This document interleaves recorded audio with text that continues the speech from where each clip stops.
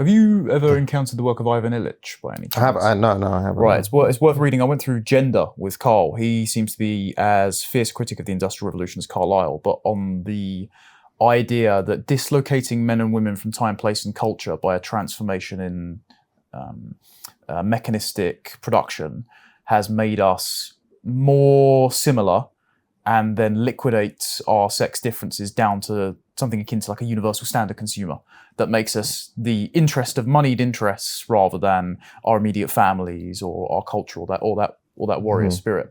So that I'm seeing that happen to the West, but then I'm also seeing in the inverse, and this is I think where Gobineau comes in quite well, the people that are not those rational actors who have been imported en masse from a culture which is not nearly as materially developed and still has that Bronze Age barbarian spirit, aren't melding, and they're the ones doing the barbarian sacking.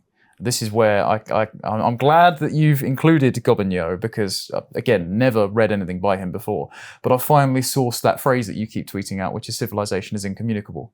What did he mean by that? So, yeah. So the actual context when he was talking about civilization is incommunicable was this idea. I mean, he was combating a lot of ideas people have about civilizational decline. So a lot of people say, well, you know, it's because of declining morals or degeneracy or something like this. Or it's because, I don't know, of a loss of Christianity or something like this. Okay. Now, there is a truth to that, but it's not necessarily the religion, the exoteric form of the religion. It's the original animating spirit, a kind of chivalric spirit in Gobineau's case. And what he's trying to say, what he tries to do is he actually goes around and says, well, look at the places that you have given Christianity through the missions and through colonialism and so on. Did it result in reproducing Paris in the Congo or in Haiti and he's like, well, no, it clearly doesn't. In Europe, it inspires the Crusader spirit. In the already barbarous nations, it's a pacifying, mediating force. Well, I mean, I guess his point is that people basically can only be themselves. Yeah. You can't.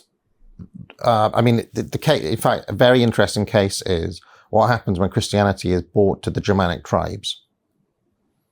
Now, a lot of people think, well, the Germanic tribes were Christianized, and this civilized them. But actually, what happened is the Germanic tribes Germanized Christianity, and lo and behold, a kind of warrior tribe of people turned Christianity into a crusading force with knights, and you get the kind of popes on horseback with a lance and a sword. I mean, it's kind of there's a reason that's the iconography of all the trad revivalist accounts on Twitter. Right. And Gobineau's point is that is not coming from the Christianity.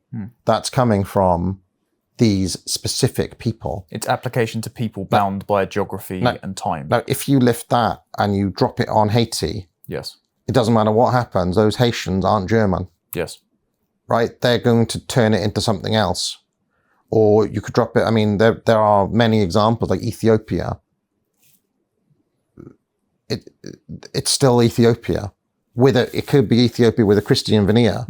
But they'll still be true to themselves, if that makes any sense. I think that you're seeing the inverse now with white women trying to convert to Islam and still retaining their progressivism, but not understanding all of the migrants don't adopt progressivism. Yeah, and I think the easiest way to do this, I think, is to think about, there are all those memes of Justin Trudeau where he goes over to India and he's wearing all the Indian dress and he's dancing and so on.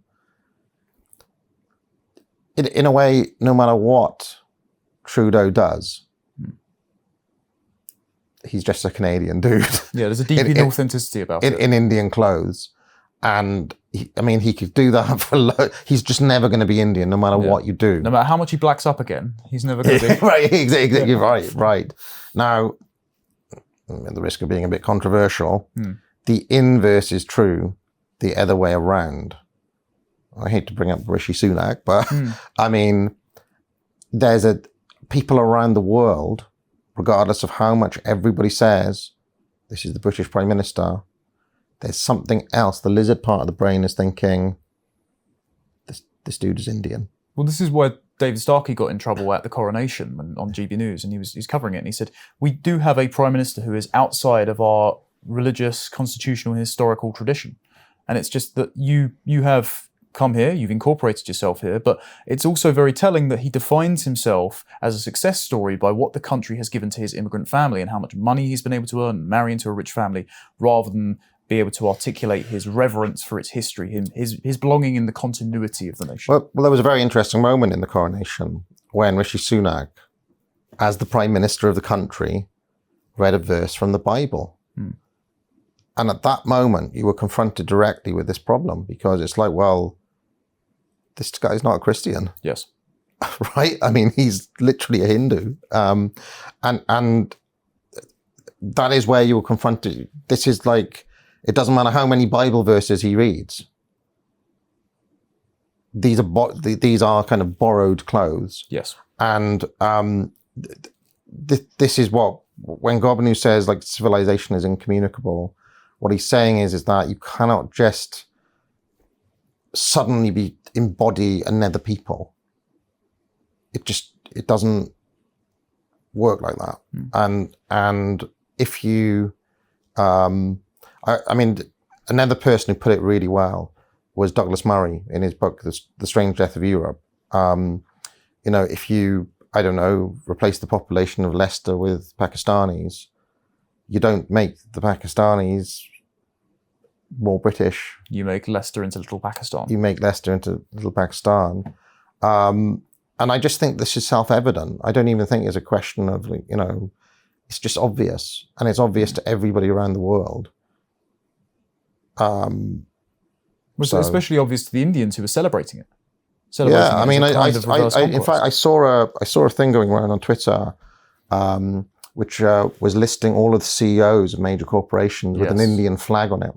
What was very interesting is that it was community noted by somebody saying, "Oh, actually, they're not in. Like, actually, this person's American, this person's Canadian, this person." And I was like, "Well, it's just self-evident. Like, these people want to celebrate the fact that they can see their own people." Yes. And you see, I think it's important for people who, may having their kind of gut feelings aroused by this sort of talk in a negative way. They might think, oh, well, what we're talking about is, racist in some way. I actually think this is what people are not like. It's actually not a bad thing for people to celebrate their own people. Like if you're, the Indians celebrating that, they feel a pride that they see their own people doing well. Okay, it doesn't necessarily have to be a bad thing, but you also have to do away with the fiction that individual, and this comes back to the materialism that we were talking about before, and the rational Homo economicus. This idea that people are just straightforwardly interchangeable.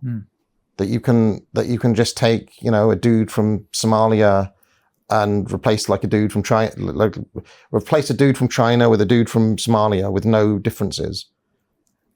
Yeah, of course it's going to make a difference. There's so many things about that person that... It's also worth disentangling the fact that Gobinho, in the language he uses, there's a completely different way that we use the word race now. And the categories that he puts people in don't apply to the particularly modern American conception of black, white, brown. So I mean, in modern race talk, it's like there are only two categories, right? There's white and there's non-white. It's all melanated. Which are completely meaningless, if you think about it, right? I mean, try telling a dude from India that, he's got a lot in common with, like the guy from West, but I mean, in the current parlance. So, well, this guy is non-white.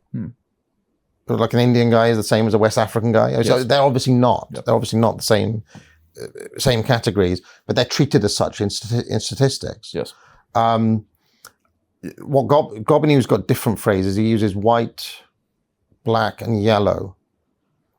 And what I do in the book is I don't use those terms because he is talking about really three different spirits.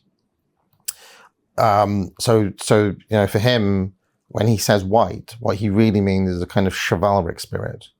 When he says yellow, what he really means is this kind of utilitarianism that we've been talking about, a kind of spirit of comfort and convenience, right? Which is, I think, the one that really predominates now, if you think about it.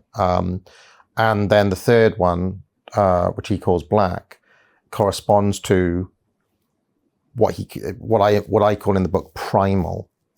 But you see, Gobineau is very, very interesting because he actually doesn't think that any society can function without some mix of these three.